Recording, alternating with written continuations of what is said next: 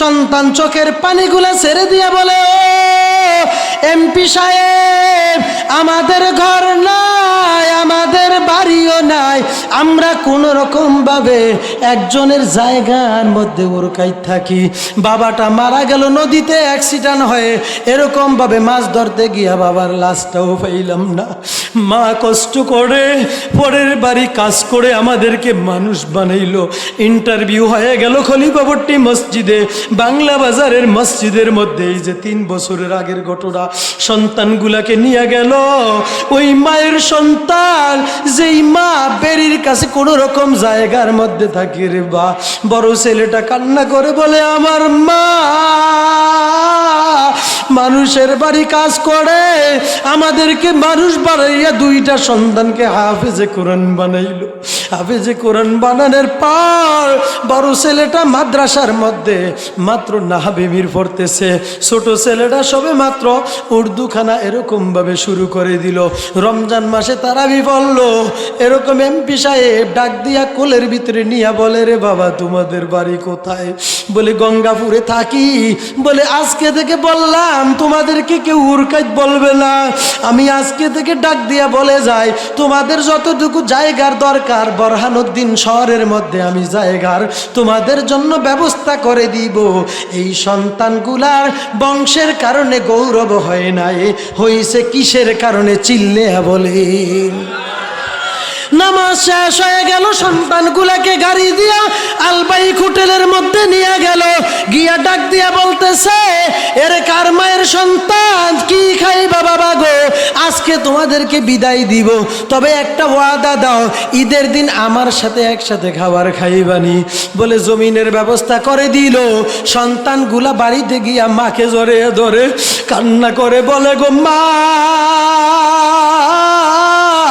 তুমি পরের বাড়ি কষ্ট করে কাজ করে আমাদেরকে মানুষ করাইছো গো মা, নিজে না খাইয়া আমাদের জন্য কাপড়টাও কিনে দিছো গো মা। ও মা, তোমার কষ্টের কারণে আজকে আমরা মানুষ হয়েছি গো মা।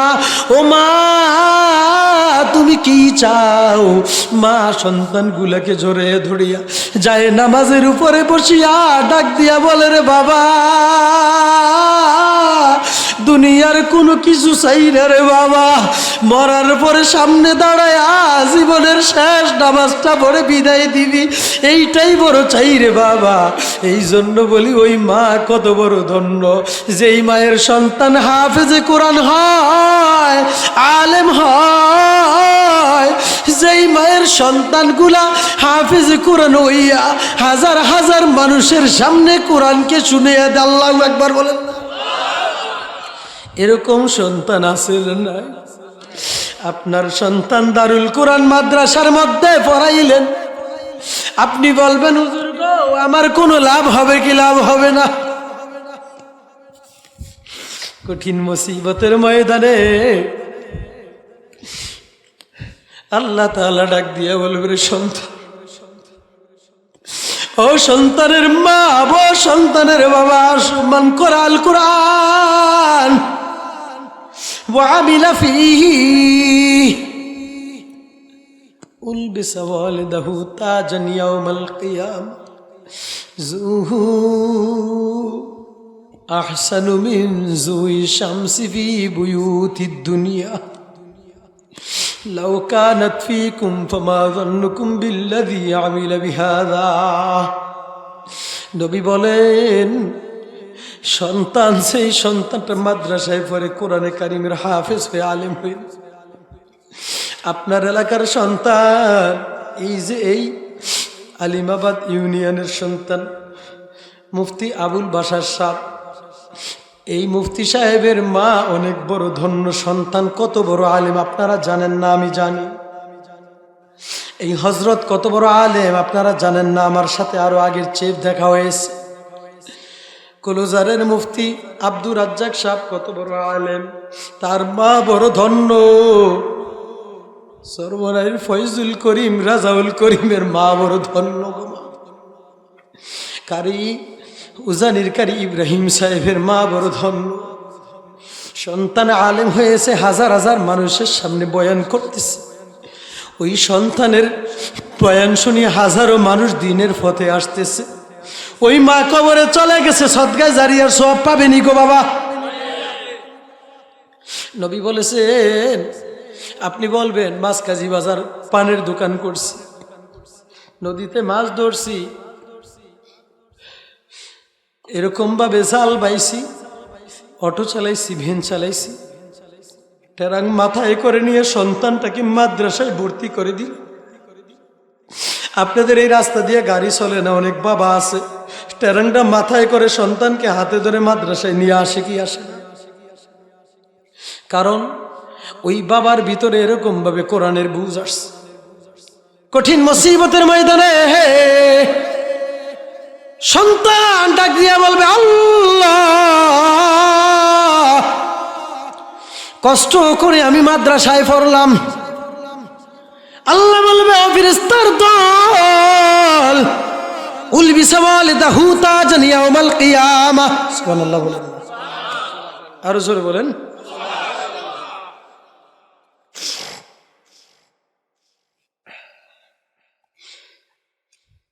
একজোড়া নূরের টুপি জান্নাত থেকে নিয়ে আয়। আরে কষ্ট করে সমাজে আরে বেশি ভালো জানতো না, এই জন্য দেখেন না নেতা গো ফলাফাইন আলেম কম হয়। জোরে বলেন না। ওই সন্তান, গরিবের সন্তানটা হাফেজে কোরআন হয়ে জান্নাতের দিকে যাবে। মা বাবার একজনের নূরের টুপি পরিয়ে দিবে। জুহু আহসান মিন জুই শামসি ফি বুয়ুতিদ দুনিয়া। দুনিয়ার সূর্যের চাইতে লক্ষ লক্ষ কোটি কোটি কোটি গুণ বেশি ওই নূরের টুপির আলোকিত হবে। মদিনার নবী জানিয়ে দেয়, ও উম্মতের দল, 4টা গুণ যদি তোমার মধ্যে থাকে আর যদি কিছুই না থাকে, তোমার কোনো টেনশন নাই, কবরও টেনশন নাই, হাসরও তোমার টেনশন নাই, মিজানেও তোমার টেনশন নাই, ফুলসেরাতেও তোমার কোনো টেনশন নাই রে বাবা, কোনো জায়গায় তোমার টেনশন নাই। কয়টা গুণ? ও বাবা, ও বৃদ্ধ বাবাজি, ও যুবক ভাই, ও পর্দারের মা, ও আমার বোনেরা, 4টা গুণ যদি থাকে নবী ওয়াদা করে জানিয়ে গিয়েছেন, মা ফাতাকাদ দুনিয়া, আপনার কোনো ঘর নাই, বাড়ি নাই, কোনো সংসার নাই, আপনি আবাসনের মধ্যে থাকেন, আপনি নদীর পাড়ের মধ্যে থাকেন, গুণ হলো আপনার মধ্যে 4টা। 1 নাম্বার গুণ হলো আল্লাহর নবী জানিয়ে দেয়, আর বাউনিদা কুন্নাফি ফালা আলাইকা মা ফাতাকা দুনিয়া হিফজু আমানাতিন ওয়াসিদকু হাদিসিন। হিফজু আমানাতিন, আমানতের হেফাজত করা। ও মা, আপনার স্বামী বিদেশ গো মা, ও পর্দার বোন, আজকে ও মা আপনার স্বামীর কাছে আপনি আমানত, ও বোন আপনার স্বামীর কাছে আপনি আমানত। ও ও বৃদ্ধ বাবাজি, ও যুবক ভাইয়েরা, আপনাকে আমানতের খেয়ানত না করার কথা বলছে। আপনি যদি আমানতের খেয়ানত না করেন, আপনার কোনো টেনশন নাই। 1 নাম্বার হলো হিফজু আমানাতিন, 2 নাম্বার হলো গর্দানটা চলে যাবে, গর্দানটা কেটে ফেলবে, তারপরও কখনো মিথ্যার আশ্রয় নেওয়া যাবে না, সত্য কথা বলতে হবে। আজকে সমাজের মধ্যে দেখা যায় মোবাইল ফোনে বলে আজকে আমি তো ভোলা শহরে আছি, আছে মাসকাজি বলে ভোলা শহর আছে না নাই। আপনার থেকে কেউ টাকা পাবে, আপনি যদি মোবাইল করেন খুঁজে আর পাওয়া যায় না, এমন মুসলমান নামদারি আছে না নাই। এই জন্য বলি রে ভাই, ও বরিশালের মেহেন্দিগঞ্জের মুসলমান, আপনাদের কাছে আমি অনুরোধ করে যাই, আমার নবী হাদিসের মধ্যে জানিয়ে দেয় 4টা গুণ আপনার মধ্যে আছে, কোনো কিছুই লাগবে না রে বাবা। ঘর নাই, বাড়ি নাই, পরনে কাপড়টাও সুন্দর নাই। এর যুবক, ও পর্দালের মা, ভালো করে শুনে নেন, 4টা গুণের মধ্যে 1 নাম্বার হইল আমানত। 3.5 হাত বডিটা আমার কাছে আমানত, এই আমানতের হিসাব নিবেন কি? আমার আরেকটা হাদিস মনে গেল, আমার নবী জানিয়ে দেয় কঠিন মুসিবতের ময়দানে 5টা প্রশ্ন করবে। আরে ধনীরও করবে, আমিরেরও করবে, ফকিরেরও করবে, আলেমেরও করবে, যুবকেরও করবে, প্রধানমন্ত্রীরও করবে। 5 প্রশ্নের মধ্যে হলো আন শাবাবি ফিমা আবলা ওয়া আন মালিহি বিনাইনা ইকতাসাবাহু ওয়া ফিমা আনফাকাহু। সারাটা জীবন কোন কাজে ব্যয় করেছো রে ভাই?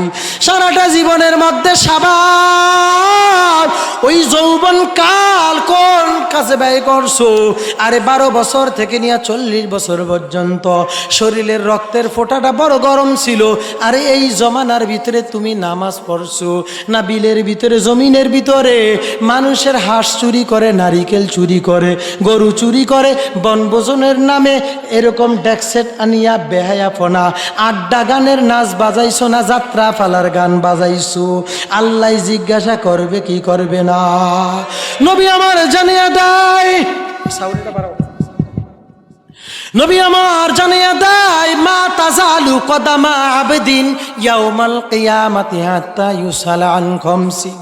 ওরে ভাই, সবাইরে জিজ্ঞাসা করবে। আরে গরিবেরও জিজ্ঞাসা করবে, ধনীরও জিজ্ঞাসা করবে, 5টা প্রশ্ন করবে। আমার আল্লাহ 5টা প্রশ্নের জবাব দেওয়ার আগ পর্যন্ত একটা পাও সামনে অগ্রসর হইতে দিবে না রে ভাই।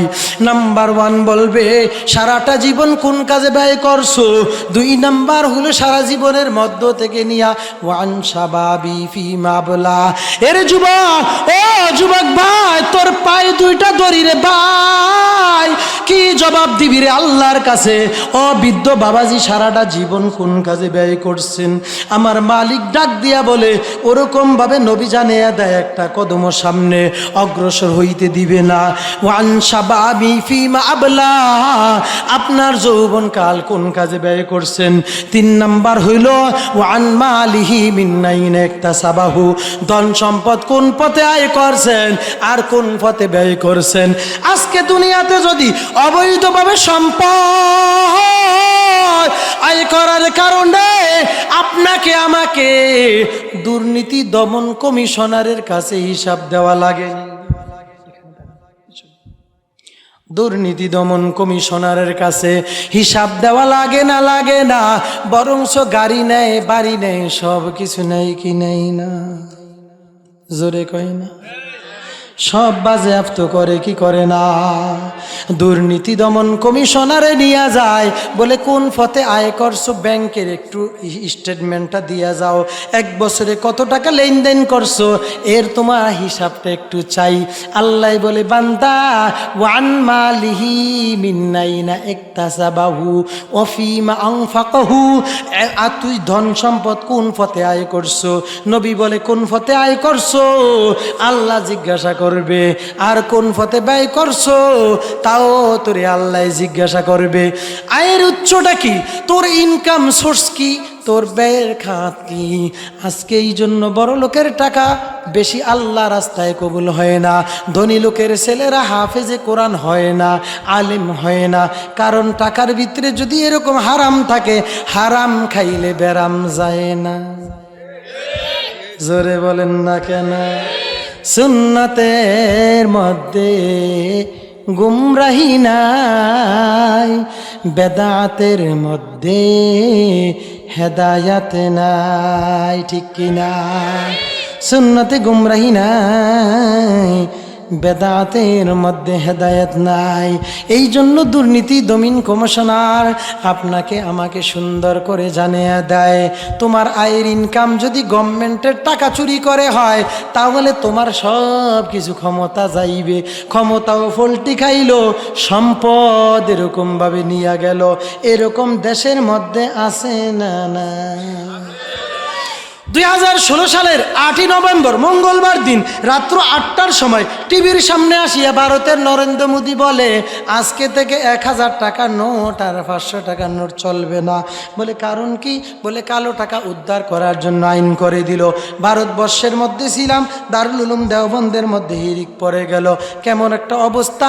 500 1000 টাকার নোট নাকি নভেম্বরের 8 তারিখ মঙ্গলবার দিন 2016 সাল মিলিয়ে নেবেন, এখনো মনে আছে। 8টার সময় আসিয়া বলল, বলে আর কালকে থেকে আজকে এই 8টার পর থেকে 500 1000 নোট চলবে না, 2,40,000 টাকার উপরে ব্যাংকের থাকলেই টাকা সরকার নিয়ে নিবে।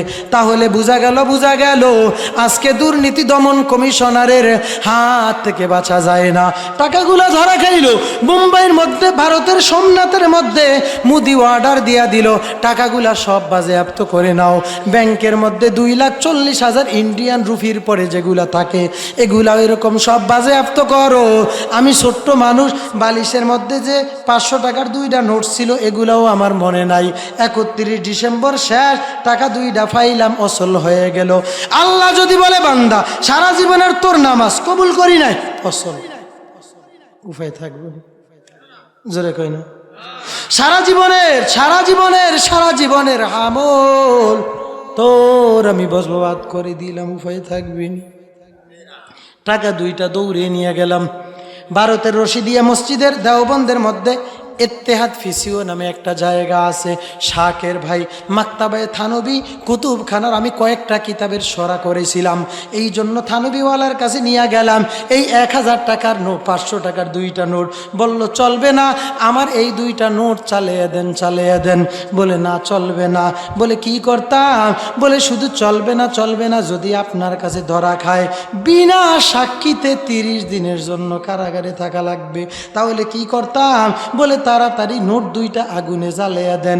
মানুষে জিজ্ঞাসা করলো, বলবেন না আজকে যদি আল্লাহ বলে সারা জিন্দিগির তোর আমল কবুল করি নে অচল, সারা জীবনের নামাজ কবুল করি নে অচল, সারা জীবনের রোজাও কবুল করি নাই অচল, সারা জীবনের হজ কবুল করি নাই অচল, তাহলে আপনার আমার কোনো উপায় থাকবে না?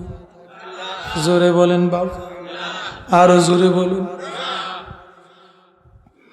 এই জন্য বলি রে ভাই, আজকের এমন একটা অবস্থা, আজকের এমন একটা সময় চলে আসলো। স্বার্থের দুনিয়াটা বড় অদ্ভুত। ধন সম্পদ কোন পথে আপনি আয় করছেন, কোন পথে আপনি ব্যয় করবেন, এটা আল্লাহর কাছে হিসাব দেওয়া লাগবে। আল্লাহর কাছে হিসাবটা পরে দুর্নীতি দমন কমিশনারের কাছে হিসাব দেওয়া লাগেনি। জোরে বলেন না এ বাবা, জোরে বলেন, লাগে কি লাগে না?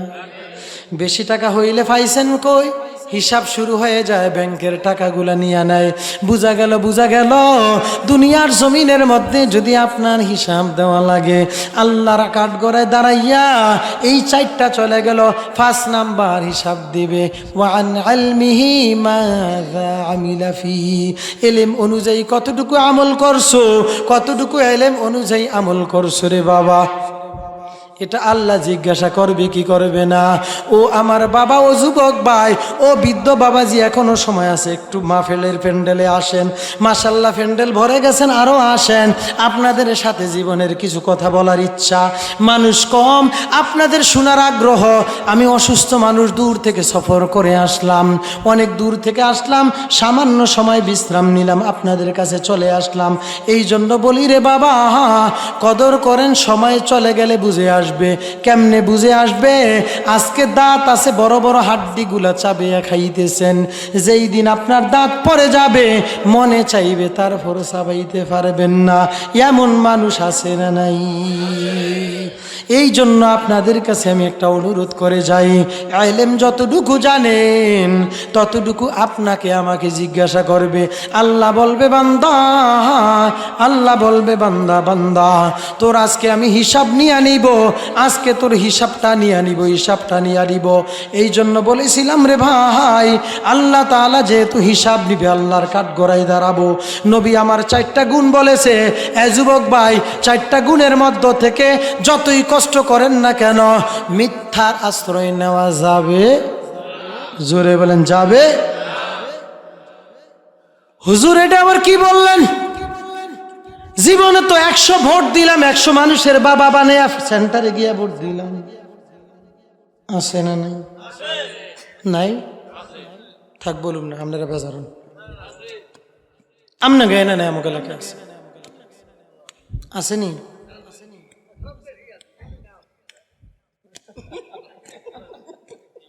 কাকায় দেখছেন কি কইছে? সব দেশই বলে আছে। মুই যে ইন্ডিয়া ছিলাম, ওই না তো ছিল না এরকম। কত লিগেল ভোট হইলো দেখলাম, এটা মগদের সাথে দেখলাম না, আমনগদেশই তো দেখলাম।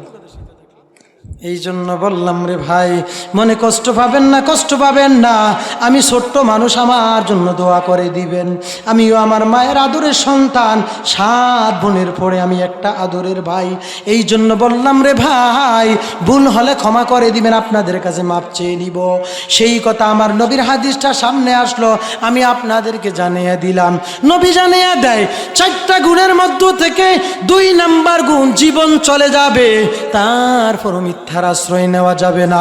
1 নাম্বার গুণ হলো আমানতের খেয়ানত করা যাবে না। 3.5 হাত বডিটাও আপনার আমার আমানত। আমানত আজকে আমানতের হিসাব আপনি মনে করি গুনাহ করি, রাত্রের আধারে দেখে না দেখে কে?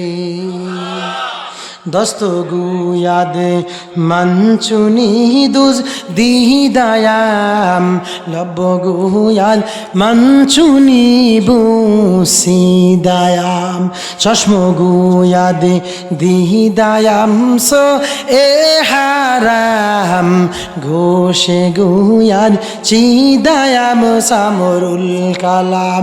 হাত বলে দিবে, আমার দ্বারা মানুষের ধন সম্পদ চুরি করতো। আরে চোর 2টা, একটা হলো রাস্তার চোর, আর একটা হলো কলমের মাথার চোর। রাস্তার আধারে মোবাইল নিয়ে গেল, তাশরিফ 1 লঞ্চের থেকে 5 তারিখ প্রোগ্রাম করে, ঢাকার থেকে আসার সময় 6 তারিখের রাত্রে তাশরিফ লঞ্চের থেকে দামি একটা মোবাইল নিয়ে গেল, 54,000 টাকা দাম। তাহলে মোবাইল ছিল, জানটা দিয়া দিল। এই চোরটা ওই চোরের চাইতে ভালা, যেই চোর রাত্রের আধারে চুরি করার চাইতো কলমের মাথায় চুরি করে। রাত্রের আধারের চোরের ধরলেন, অল্প একটু চুরি করছে, 2টা ডাব চুরি করছে, বা দোকান থেকে বিস্কিট চুরি করছে, এরে বেশি করে ফিডান। আর ওই যে আপনার এলাকার মাস্তানে কলমের মাথায় জমিন চুরি করে নিয়ে গেল, খতিয়ান চুরি করে নিয়ে গেল, এই চোরের তো বিচার কোনোদিন করলেন না। এন্দিয়াদি কয় না, কত জেলের চাউলের কাঠ, আপনার নাম সলিমুল্লাহ, আরেকজনের নাম কলিমুল্লাহ। সলিমুল্লাহর চাউল কলিমুল্লারে দিয়া দেয়ছে। 14 গোষ্ঠী কেউ জেলে না, হেরা জেলের চাউল পায়, আসল জেলে পায় না। আসল জেলের খবর নাই, নকল জেলের অভাব নাই। বাংলাদেশের কানুনগুলা এইভাবেতে মানতে হয়। ওরে হে আমার দেশের ভাই, 2 কান কথা বইলা যায়, এই দেশেতে শান্তি তো আর আশা করা যায় না। শান্তি যদি পাইতে চাও, শান্তি যদি পাইতে চাও, মসজিদেতে ঢুইকা যাও। শান্তি যদি পাইতে চাও, মাদ্রাসাতে ঢুইকা যাও। এইভাবে তো সমাজ একদিন পরিবর্তন হবে ভাই। ওরে হে আমার দেশের ভাই, কালে মার দাওয়াত দিয়া যায়, একদিন তোমার আমার হবে এই দেশেতে শান্তি ভাই। চোরের মায়ের বড় গলা তোমরা কি আর জানো? ওরে চোরের মায়ের বড় গলা তোমরা কি আর জানো? কলম দিয়া উল্টা চলে, ন্যায়ের পক্ষে চলে না। ওরে আমার দেশের ভাই, 2 আন কথা বইলা যায়, শান্তি তো আর এই দেশেতে আশা করা যায় না। ধোকাবাজদের দুনিয়া, দুর্নীতি দে চ্যাম্পিয়ন, তাইলে আবার অবস্থা এইখানেতে বলে যাই, মসজিদেতে চলো ভাই, তাহলে তো সমাজ তোমায় শান্তি ওবার আসবে ভাই। ওরে হে আমার দেশের ভাই, ওরে হে আমার বাবা, একখান কথা বলি শোনো একটু মন দিয়া, এই দেশেতে শান্তি যদি পাইতে তোমরা চাও, কোরআনেরই কানুনগুলা মন থেকে মেনে নাও। ঠিক কিনা? কোরআনেরই কানুনগুলা মন থেকে মেনে নাও, ঠিক কিনা? কার আইন চলবে? লিল্লাহি তাকবীর। আইন চলবে কার? কোরআনের মালিক কে? আপনাকে আমাকে বানাইছে যে কোরআনের মালিক সে, ঠিক কিনা? এই জন্য বলি রে ভাই, আজকে জমিনের মধ্যে যারা আজকে এরকম ভাবে আল্লাহ তাআলার জমিনের মধ্যে যারা এরকম ভাবে এই জমিনটার মধ্যে নৈরাজ্য কায়েম করো, তারা থাকতে পারে নাই। এই জন্য সমাজকে যদি পরিবর্তন করতে চান, রসুলের হাদিসের মধ্যে 4টা ঔষধ আছে। 1 নাম্বার হলো হিফজু আমানাতিন, আমানতের হেফাজত করা। তাহলে আজকে অঙ্গ প্রত্যঙ্গকে খুশি করার জন্য আপনি কতই না কিছু করলেন, এই জন্য হাত বলে দিবে, কি বলবে? আল-ইয়াউমা নাখতিমু আলা আফওয়াহিহিম ওয়া তুকাল্লিমুনা আইদিহিম ওয়া তাশহাদু আরজুলুহুম বিমা কানু ইয়াকসিবুন।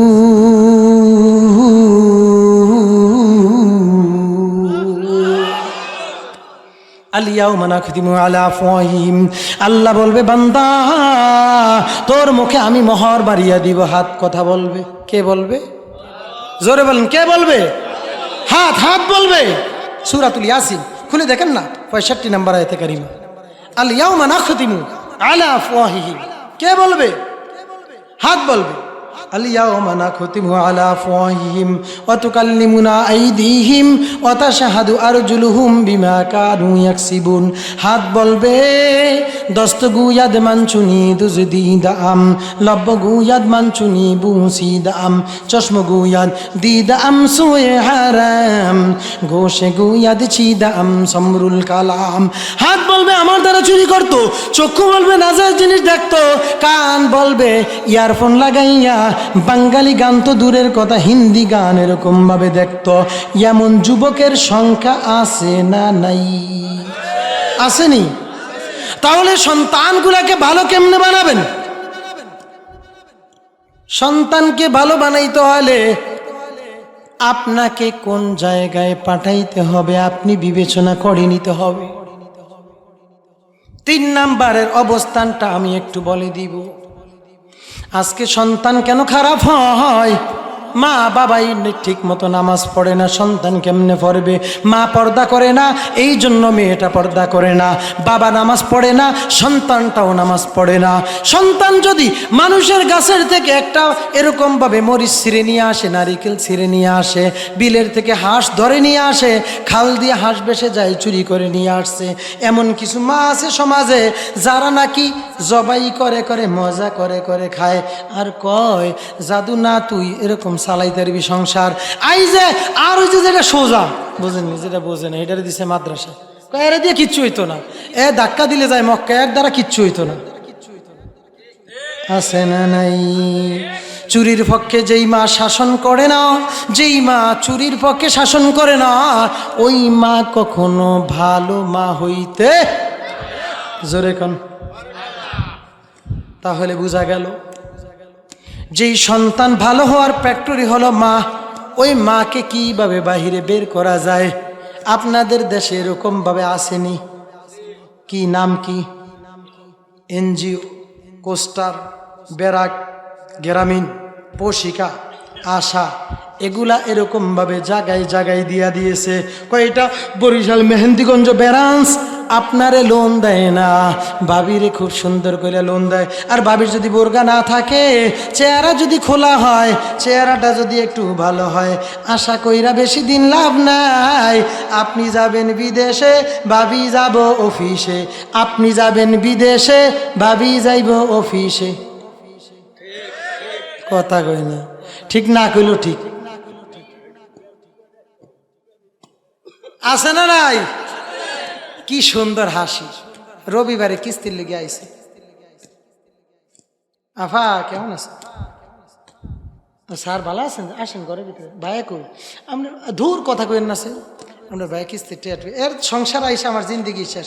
আজকে কিস্তি টেয়ার কথা, হেরে যত কথা কইলাম, হে সকালে ফজরের আগেই গেছে গিয়া। বোঝেন না কথা? চেহারা খান যদি একটু সুন্দর হয়, জিনা শুরু হয়ে গেছে কিন্তু। অঙ্গ প্রত্যঙ্গ তো পরে করে, এটা লাস্ট স্টপেজ। ওই ভারতের কলকাতা থেকে শিয়ালদা থেকে একটা ট্রেন ছাড়ে আকাল তাক, এটা পাঞ্জাবে যায়, সাহারানপুর স্টেশনে যায় 28 ঘন্টা পরে। তা আমি জিজ্ঞাসা করলাম, হযরত এটা লাস্ট স্টপেজ কোথায়? পাঞ্জাব। স্যার হিন্দ। তো এটা লাস্ট স্টপেজ? আরে জিনা তো লাস্ট স্টপেজ।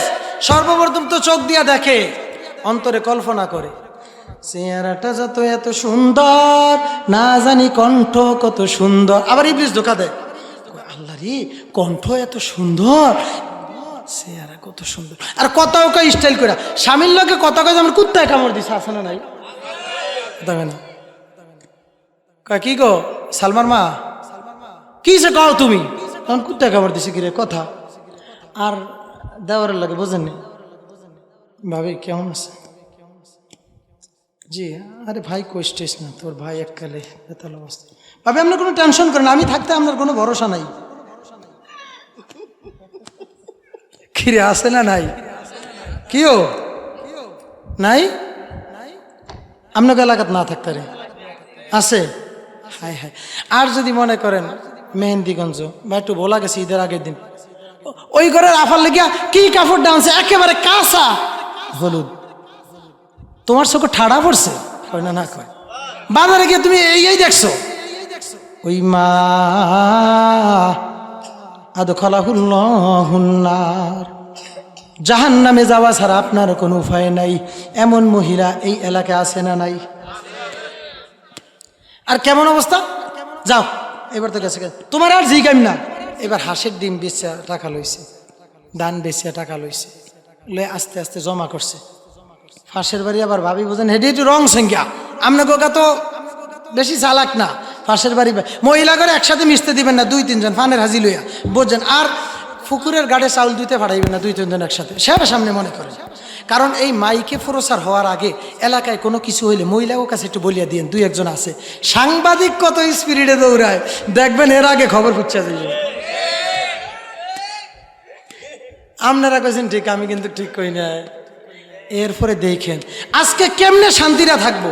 এরপরে আবার কি কয় জানেন? এবার ডিম ডুম বেশিয়া, মুরগা টুরগা বেশিয়া, কবুতরের বাচ্চাও বেছে, নিজের আত্মারে দিতাল না। এইবার গেছে মার্কেটে গিয়া বেড়ায় কয়, এই 3 পিসেটা কত? কাফাইটা 1500 টাকা। দূর মেয়ে, ওই দোকানে এই একই মাল 1300 টাকা আছে। ডা মিথ্যা কথা, যায় না ওই দোকান। আর বেড়ায় যদি গুলিস্তানের হয়তো সদরঘাট দিয়ে দেয়, বেড়াকে আফা না আমি এটা ব্যস্ত না, আফায় যায় দেন আর 20 টাকা দিন। আপনারা তো 50 টাকা বললেন। আজকে আমি মাছ কিনতে গেছিলাম, ফাঙ্গাস মাছ লইছি একটা, প্রথম ঠেলা উঠায় 1620, আমি কে 1670 কোন কৌজুর আমরা কল যে এত বড় কামে আমরা 20 টাকা আমরা দেন না, বুঝেননি কথা। এরপরে লইলাম 2100 টাকা দিয়া, মানে হেদের কল যে একটু ছোটো, কার 10টা টাকা দিমো, কই নাইও আমার ভাড়াটাই দিব না। এত এটা এতন খোসাই আর কি, ও অনেক এনে খোসে না। মোবাইলের লগে একটা কি জানি থাকে, মোবাইলের কাভারের মধ্যে নাকি কাভার থাকে। কাকা দেখছেন নি আপনি? ও কাকাই দেখছে বলে চাই এলাম। পরে এইবার কি করে, মানে মহিলাকে অবস্থাটা বলি। দোয়ানদারে গিয়ে প্রথম, দোয়ানদারও তো যদি মনে করেন স্যাংরা হয়, আর ঘরের বউ যদি এর কালা হয়, আর কাস্টমার যদি সুন্দর হয়, জিনা করতো না দেয় আমরা করে। বক্তার দাওয়াত দিবেন, দেখছেন নি আপনাকে ইজ্জত সব শেষ করে যেতে আছে আজকে। হ্যাঁ কয় আফা আসেন। আর যদি আফারে শাসি কয়, হেই মেয়ে আমারে কি মেয়ে শাসির মতো দেয়া যায়? জিয়া সুমন মার্কেটে একদিন ঝগড়াই বাজে দিছে, এই মেয়ে আপনি আমার শাসি কইছেন, বুঝলেন? গেছে যাওয়ার পরে এবার কয় আফা বসেন। আফা আবার বেয়া করিয়া কয়, ভাইয়া এই কাপড়টার দাম কত? ওরে বাবা রে বাবা, ইবলিস তো পুরা রেডি। এইবার আবার মনে করেন আপনার, এইবার সাথে সাথে আবার কয় আফা বন আমরা খাচ্ছি নি এটা, আর দূর দামে আর বাঁচবো না, জীবনে তো বহুত ব্যবসায়ী করলাম, আরেকবার ফার। এরপরে দিয়ে মনে করেন পছন্দ হয়েছে, হওয়ার পরে জিজ্ঞাসা করে, আচ্ছা ঠিক আছে আফা নিলেন তো নিলেন, কত দাম? কিন্তু 1000 লাগবে না, গুলিস্তানের মতো 2000 চাইছে। আমার জালে কালকে আপনাকে দোকান থেকে নিছে একটা, নেয় নেই কিন্তু এরপর দোকানদার খাওয়া নিছে। আপনি 1300 টাকা রাখছেন, কয় হ্যাঁ স্বামী আরে ভিড়াইব দিকে 1300 টাকা কইছে, 1500 টাকা রাখছি। বোঝেন না আমার কথা? এটি চলেনি কন? ওই এলাকার মা, নামাজ পড়ো কোনো লাভ হবে না গো মা, যদি মারা যাওয়ার পর স্বামী যদি আপনার কাছে আসিয়া যদি এরকম ভাবে রাজি না থাকে, কারণ নবীর হাদিস আছে স্বামী কবরের কাছে না আপনার কাছে গিয়া যদি বলে ইদা এরকম ভাবে মান মাতাল মৌতু, যখন মৌত হয়ে যাবে স্বামী আসিয়া এরকম তার কাছে ডাক দিয়া যখন বলবে আমি আল্লাহ রাজি হয়ে গেলাম, আল্লাহ বলবে কোনো টেনশন নাই, স্বামীও রাজি, আদখালাহুল্লাহুল জান্নাহ, আল্লাহ নিজ জিম্মাদারিতে জান্নাতে পৌঁছে দিবে। আজকে মায়েদের অবস্থা বড় কঠিন কঠিন কঠিন। মাঝখান থেকে মায়েদের কথা বললাম, ফ্যাক্টরিতে ভেজাল, এই জন্য মালের মধ্যে ভেজাল, জোরে কয় না। নবী বলেন আজকে মায়েরা যদি 5টা কাজ করতে পারে, কয়টা? জোরে কন জোরে কন জোরে কন, কয়টা? 5টা কাজ করবে, রমজান শরীফে রোজা রাখবে, আর এরকম ভাবে 5 ওয়াক্ত নামাজ পড়বে, স্বামীর মাল সামানা খেদমত করবে, লজ্জা স্থানের গ্যারান্টি দিয়ে দিবে। এই কাজগুলা যদি করতে পারে, আমার নবী বলেছেন এরকম যে জান্নাতের 8টা হবে দরজা, যেই কোনো একটা দরজা দিয়ে চায় সে যেন হাসতে হাসতে জান্নাতে যায়। এই মায়েদেরকে ভালো রাখতে হলে কই রাখবেন?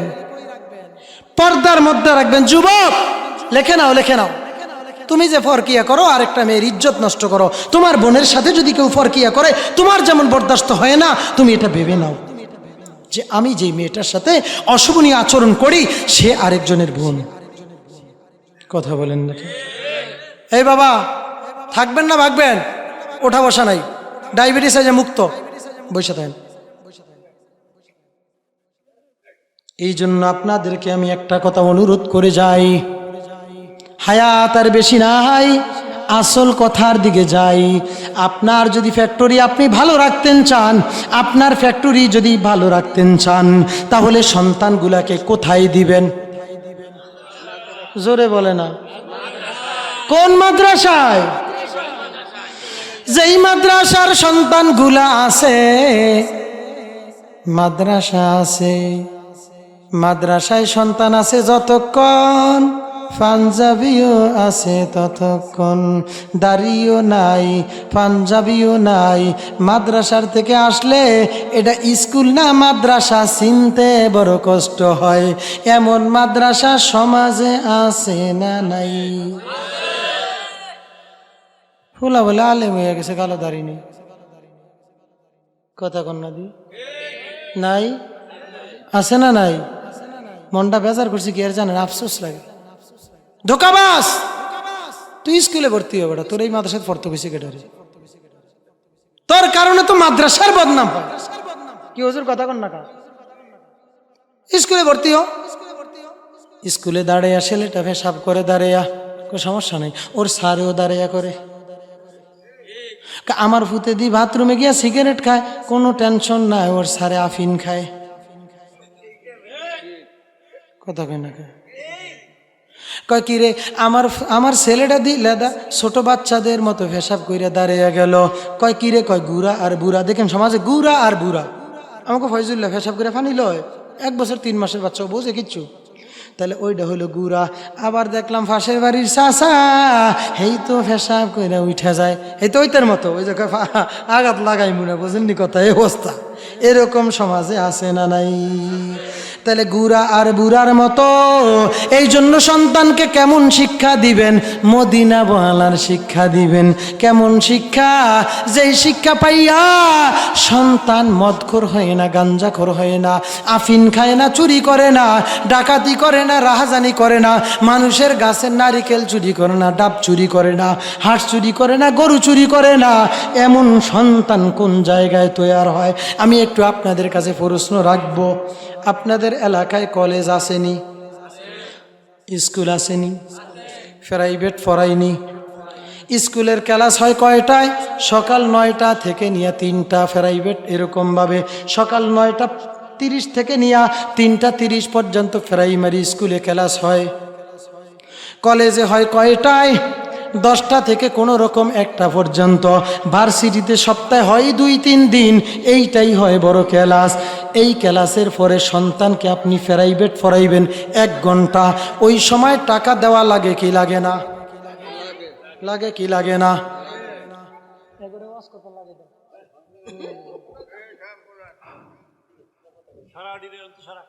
কি বললাম? আপনার কলেজে মাগরিবের পরে ক্লাস হয়নি? কথা দিয়ে বলে না? আপনার কলেজে হয় মাগরিবের পরে ক্লাস হয় না?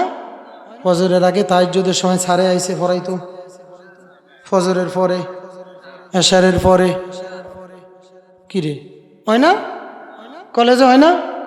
যদি সন্তানকে পড়াইতে হয় 1 মাসের মধ্যে 12 দিন পরে 2000 টাকা এক সাবজেক্টে দিতে হয়। কথা বলে না? আমিও তো কলেজের ছাত্র, ধাক্কা দিয়ে শোনা লাত্তি মেরে আল্লাহ লয়ে গেছে মাদ্রাসা। প্রাইভেট এক সাবজেক্টে পড়াইলে 2000 টাকা দেওয়া লাগে, 30 দিনে মাস হয় না। কারণ শিক্ষার বড় এরকম ভাবে ওখানে দাম। আবার কেমন জানেনি? জামাটা খুব আয়রন, জুতাগুলা ক্যাশু। কয় ব্যাপারটা আবার কি? তোমার ফুতের নুরানি মাদ্রাসা দিছো, এইটার দিয়ে কোনো খোঁজ খবর রাও না, এইটার দিয়ে ফেরাই বেটার টেয়া দেয়। কথা কেন না, ওটা সোজা, ওটা মাদ্রাসা গিয়ে যাওয়াইবি। নিয়তই তো খারাপ, বিসমিল্লার বাতই তো আপনার গলত। বলেন ভালো হইব কইতো। মেধাবীটারে স্কুলে দেয়, এটা কয়দিন পরে একালে গরম পানি কবরস্থানের মধ্যে দাঁড়িয়ে দাঁড়িয়ে সারে। কথা কয় না কা নাই? আরে মেয়ে একজনের আমি দাগ দিই বলেছি, আমি কই সামনে কবর, বেটাকে তখন আমি কি আর আমি কেন দৌড়ান, বোঝে না কথা। এটা যে কবর আছে এইটাও জানে না। এই বেটা আর আমার সামনে আন ফললে আরেক মিল দিয়ে যায় হোন্ডা লইয়া, হোন্ডা খাড়া করে এই অবস্থা। কারণ কি? নৈতিক শিক্ষা নাই। সামনে যে কবর এইটাও বোঝে না, মসজিদের সামনে কিন্তু এতে বোঝে না, কবরস্থান লেখা নেই, বাউন্ডারি নেই, এই অবস্থা। কি বলতেছিলাম? সন্তানের কোনো খবর নাই। তাহলে মাগরিবের পরে ক্লাস হয় না, আসরের পরে হয় না। যদি আসরের পরে পড়াইতে হয় টাকা দিয়ে পড়াইতে হয়। আবার আল্লাহ জালে দে কুল হাল ইয়াস্তাবিল্লাযীনা ইয়ালামুনা ওয়াল্লাযীনা লা ইয়ালামুন। যারা জানে যারা জানে না তারা এক বরাবর কখনো হইতে পারে না। যারা জানে না, যারা কোরআন জানে, যারা হাদিস জানে, যারা নবীর আদর্শ জানে, যারা আদর্শ জানে না তারা এক বরাবর কখনো হইতে পারে না। নবীর মহাব্বত, নবীর ভালোবাসা, নবীর মহাব্বত যদি অন্তরের মধ্যে থাকে, ও বৃদ্ধ বাবাজি আপনাদেরকে একটা মেসেজ দেয়া যায়, কলেজে মাগরিবের পরে ক্লাস হয় না, হয় কোথায়? হেফজোখানার ওস্তাদে এশারের পরও পড়ায়, ফজরের আগেও পড়ায়, পরেও পড়ায়। আপনার সন্তানকে মানুষ করার জন্য মাদ্রাসার ভিতরে সব সময় 24টা ঘন্টা থাকে। 1 মাসে 3 দিন ছুটি। হুজুরের বাড়ি হলো শেরপুর, ময়মনসিংহ। 3 দিনের বেশি যদি থাকে, কমিটি কয় 3 দিনের বেশি আপনি কেন থাকলেন, বেতন কাইটা দিমু। আপনার সন্তানকে মাগরিবের পরে মানুষ করানোর জন্য আপনার হেফজোখানার হাফেজ সাহেব বদ্ধপরিকর। আপনার সন্তানগুলা দারুল কোরআন ইসলামিয়া মাদ্রাসায়, আমি শপথ করে বলে যাব, শপথ করে বলে যাব, যেই সন্তানগুলা কোন মায়ের সন্তান, ওই মায়ের কপালটা বড় ধন্য গো মা। ও মা, তোমার মেয়েটা কত সুন্দর করে বাংলা লেখলো, আরবি লেখলো, ইংলিশ লেখলো, সময় স্বল্পতার কারণে সব লিখতে পারলো না। ও মা, মানুষের সামনে লেখা দেখাইয়া গেল, কলিজাটা ঠান্ডা হয়ে গেল। এই সন্তানগুলা যতটুকু যোগ্যতা, আমি আপনাদেরকে গ্যারান্টি দিয়া বলবো, প্রাইমারি স্কুলে পড়াইলেন আপনার সন্তানের এতটুকু যোগ্যতা হবে না। কারণ কি? কারণ কি? হেফজোখানায় যদি টেসিং ভালো না হয়, কমিটি টাকা দেয় না। আর প্রাইমারি স্কুলে মাস্টারে কয় তোমার হাতে আমার কিছু নাই, স্কেলের টাকা যা আছে তা তুইলা নিয়ে যাবো। তোমার ফলা মানুষ হোক নাই, মানুষেরটা চুরি করুক, আমার কোনো দায়িত্ব নাই। ক্লাসের বাইরে যদি পড়াইতে হয়, এক সাবজেক্টে 1000 দিতে হবে। তাও মাস 30 দিনে মাস হবে না, 22 দিনে 1 মাস, 20 দিনে 1 মাস, 18 দিনে 1 মাস। এটা বাস্তব না অবাস্তব? সমাজের মধ্যে আপনার সন্তানগুলাকে ভালো করার জন্য দারুল কোরআন মাদ্রাসাটা বদ্ধপরিকর নিয়েছে। এই হুজুরে গো খায়ালো এখনো কাম নাই। আপনার সন্তানকে কেন এনারা মানুষ বানাবে? এদের বাড়ি আছে, ঘর আছে, মা আছে, বাবা আছে, বাড়ি চরফেশন, দক্ষিণ আইসা, পটুয়াখালী, এখানে নোয়াখালী, ওখানে এরকম লক্ষ্মীপুর। এই হুজুরের আসিয়া আমাদের দেশে আমাদের সন্তানগুলাকে পড়ায়, সন্তানগুলাকে মানুষ বানায়। ওই যে 2টা হাফেজে কোরআনের গল্প। আরে এমপি সাহেব ডাক দিয়া বলে, এই যে সন্তান কোন মায়ের সন্তান গো বাবা, 27 রাত্রে কোরআন খতম করছো রে বাবা, অন্তরটা জুড়ে গেল রে বাবা, কোন মায়ের সন্তান, তোমাদের বাড়ি কোথায়?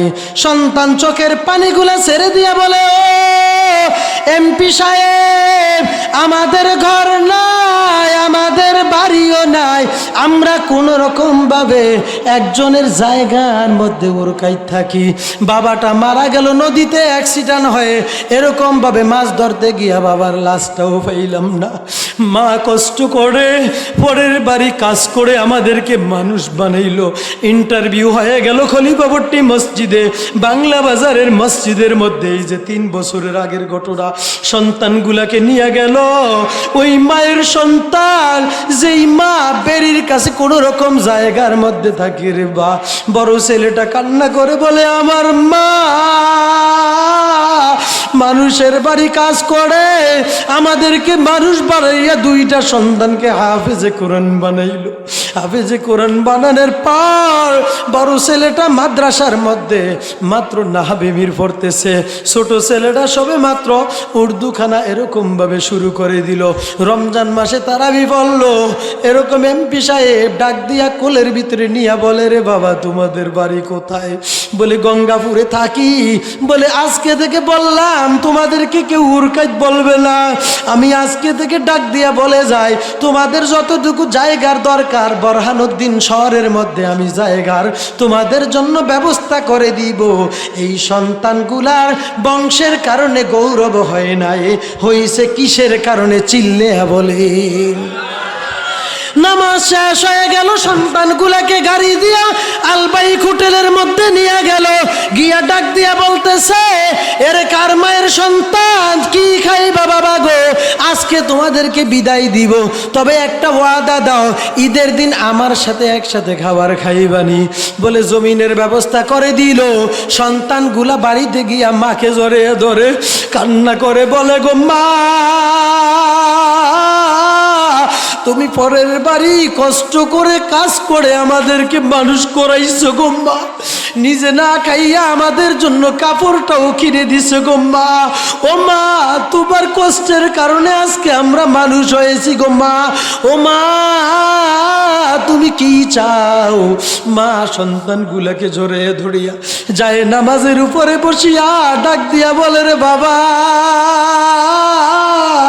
দুনিয়ার কোনো কিছু চাই না রে বাবা, মরার পরে সামনে দাঁড়ায় জীবনের শেষ নামাজটা পড়ে বিদায় দিবি, এইটাই বড় চাই রে বাবা। এই জন্য বলি ওই মা কত বড় ধন্য, যেই মায়ের সন্তান হাফেজে কোরআন হয়, আলেম হয়, যেই মায়ের সন্তানগুলা হাফেজে কোরআন হইয়া হাজার হাজার মানুষের সামনে কোরআনকে শুনিয়ে দেয়। আল্লাহু আকবার বলেন না? এরকম সন্তান আছে না? আপনার সন্তান দারুল কোরআন মাদ্রাসার মধ্যে পড়াইলেন, আপনি বলবেন হুজুর গো আমার কোনো লাভ হবে কি লাভ হবে না? কঠিন মুসিবতের ময়দানে আল্লাহ তাআলা ডাক দিয়া বলবে, রে সন্তান, ও সন্তানের মা, ও সন্তানের বাবা, সম্মান করা আল কোরআন وعمل فيه ألبس والده تاجا يوم القيامة زوه أحسن من زوي الشمس في بيوت الدنيا لو كانت فيكم فما ظنكم بالذي عمل بهذا। নবী বলেন, সন্তান, সেই সন্তানটা মাদ্রাসায় পড়ে কোরআনে কারিমের হাফেজ হয়ে আলেম হয়ে, আপনার এলাকার সন্তান, এই আলিমাবাদ ইউনিয়নের সন্তান মুফতি আবুল বাশার সাহেব, এই মুফতি সাহেবের মা অনেক বড় ধন্য সন্তান, কত বড় আলেম আপনারা জানেন না, আমি জানি। এই হজরত কত বড় আলেম আপনারা জানেন না, আমার সাথে আরো আগের চেয়ে দেখা হয়েছে। কলুজারের মুফতি আব্দুর রাজ্জাক সাহেব কত বড় আলেম, তার মা বড় ধন্য, সর্বরাইল ফয়জুল করিম রাজাউল করিমের মা বড় ধন্য গো মা। কারি উজানির কারি ইব্রাহিম সাহেবের মা বড় ধন্য। সন্তান আলেম হয়েছে, হাজার হাজার মানুষের সামনে বয়ান করতেছে। ওই সন্তানের বয়ান শুনিয়ে হাজারো মানুষ দিনের পথে আসতেছে। ওই মা কবরে চলে গেছে, সদকা জারিয়ার সওয়াব পাবেনি গো বাবা। নবী বলেছেন, আপনি বলবেন মাছ কাজী বাজার পানের দোকান করছি, নদীতে মাছ ধরছি, এরকম ভাবে জাল বাইছি, অটো চালাইছি, ভ্যান চালাইছি, টেরাং মাথায় করে নিয়ে সন্তানটাকে মাদ্রাসায় ভর্তি করে দিল।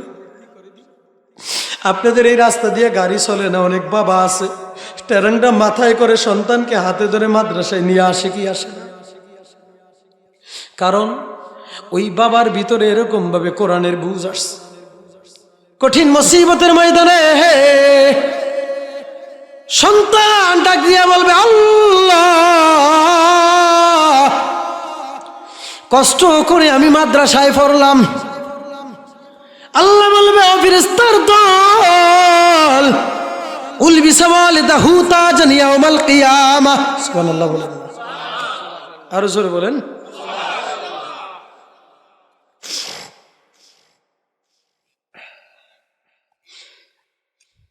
একজোড়া নূরের টুপি জান্নাত থেকে নিয়ে আয়। আরে কষ্ট করে সমাজে আরে বেশি ভালো জানতো না, এই জন্য দেখেন না নেতা গোফলাফেন আলেম কম হয়। জোরে বলেন না। ওই সন্তান, গরিবের সন্তানটা হাফেজে কোরআন হয়ে জান্নাতের দিকে যাবে। মা বাবার একজনের নূরের টুপি পরিয়ে দিবে। জুহু আহসান মিন জুই শামসি ফি বুয়ুতিদ দুনিয়া। দুনিয়ার সূর্যের চাইতে লক্ষ লক্ষ কোটি কোটি কোটি গুণ বেশি ওই নূরের টুপির আলোকিত হবে।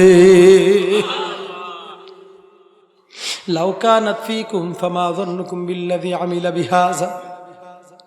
যদি সূর্যটা তোমাদের ঘরের মধ্যে উদিত হয় তাহলে বুঝতে পারতা।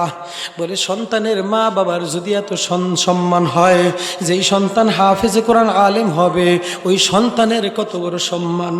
আজকেও মাহফিলে আসার সময় বাবার থেকে দোয়া নিয়ে আসলাম, মার থেকে দোয়া নিয়ে আসলাম। কত দূরে দূর প্রান্তে চলে যায় মা বাবার অক্লান্ত পরিশ্রমের কারণে সন্তান। এ বাবা, ও যুবক ভাই, পায়ে হাত দুইটা দিয়ে বলে যায় একটা সন্তান মাদ্রাসায় ভর্তি করে দেও রে বাবা।